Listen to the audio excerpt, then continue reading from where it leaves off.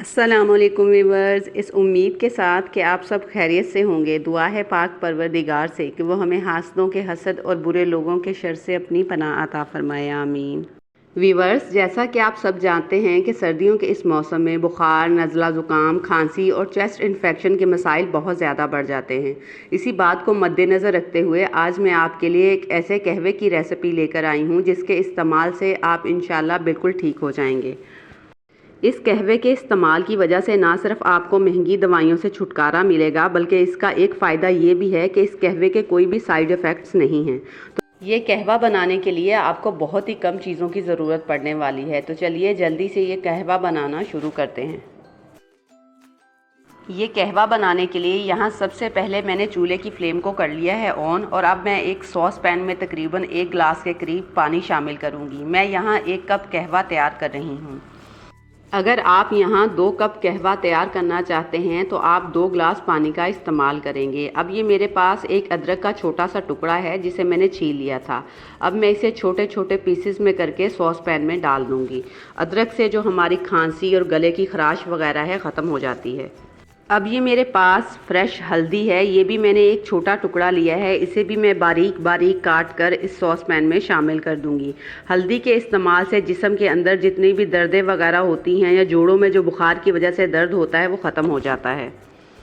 हल्दी और अदरक शामिल करने के बाद अब ये मेरे पास 2 जवे लहसुन के हैं जिन्हें मैंने छील लिया था। इसे भी मैं छोटे छोटे पीसेस में करके पानी में शामिल कर दूंगी।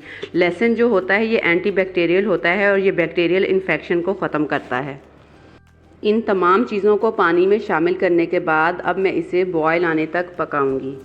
इसी के साथ अगर आप मेरे चैनल पर नए हैं और आपने अभी तक मेरे चैनल को सब्सक्राइब नहीं किया तो जल्दी से मेरे चैनल को सब्सक्राइब कर दें और नीचे बने हुए बेल आइकन को भी प्रेस कर दीजिएगा ताकि आपको मेरी आने वाली वीडियोज़ का नोटिफिकेशन मिलता रहे।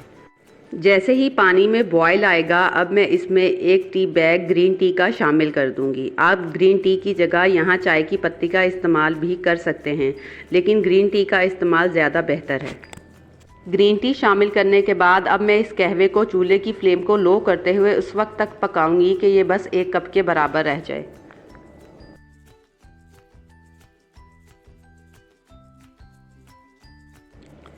कहवे को तकरीबन 5 मिनट तक लो फ्लेम पर पकाने के बाद अब ये हमारा कहवा बनकर तैयार है।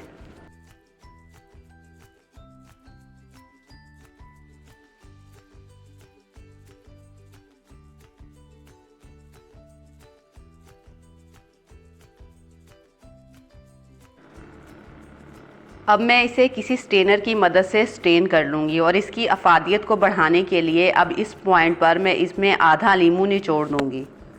लेमन शामिल करने की वजह से एक तो इस कहवे का टेस्ट बहुत अच्छा हो जाएगा, दूसरा ये कि लेमन में विटामिन सी वाफर मिकदार में होता है जो कि हमारी सेहत के लिए बहुत ही फ़ायदेमंद है।